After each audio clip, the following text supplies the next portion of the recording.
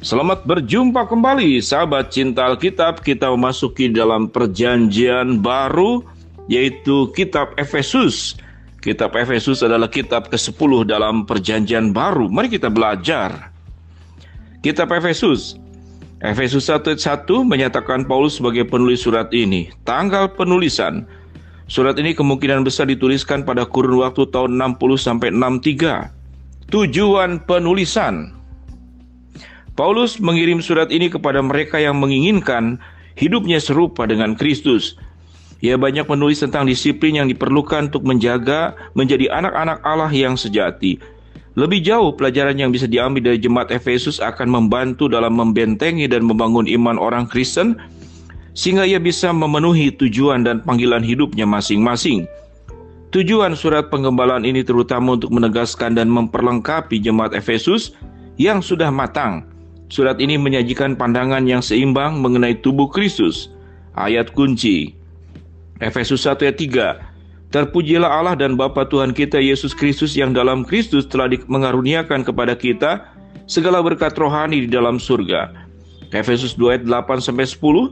Sebab karena kasih karunia kamu diselamatkan oleh iman, itu bukan hasil usahamu, tetapi pemberian Allah.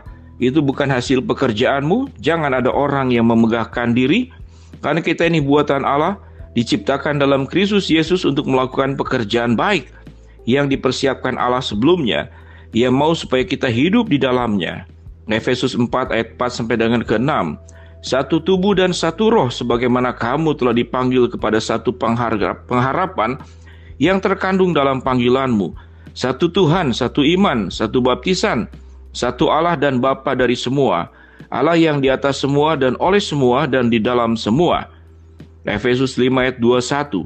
Dan rendahkanlah dirimu seorang kepada yang lain di dalam takut akan Kristus. Efesus 6 ayat 10 sampai 11. Akhirnya hendaklah kamu kuat di dalam Tuhan, di dalam kekuatan kuasa-Nya.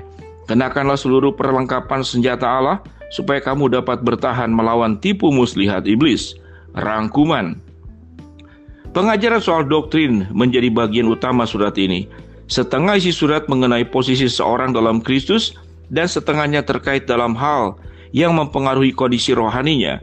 Sangat sering seorang melewati semua instruksi penting dalam surat ini dan langsung menuju bagian penutup. Di bagian terakhir, Paulus banyak berbicara mengenai senjata rohani untuk peperangan rohani. Akan tetapi untuk sepenuhnya memahami isi surat penggembalaan ini, seharusnya seseorang memulai dari bagian awalnya. Pertama-tama, sebagai pengikut Kristus, kita mesti sepenuhnya mengerti bahwa Allah yang memilih kita. Kita mesti selalu rendah hati karena menyadari kehadiran Allah dalam setiap aspek kehidupan ini. Berikutnya, kehadiran dan perjalanan hidup kita mesti dilatih dan diperkuat.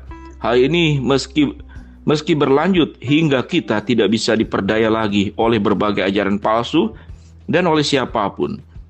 Surat ini terbagi ke dalam 3 bagian utama.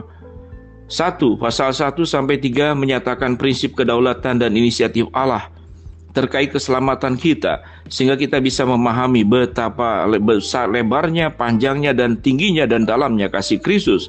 Pasal 4 dan 5 menyatakan prinsip terkait situasi seseorang setelah menjadi orang Kristen. Pasal 6 menyatakan prinsip terkait pergumulan dan perjuangan sehari-hari sebagai orang Kristen. Hubungan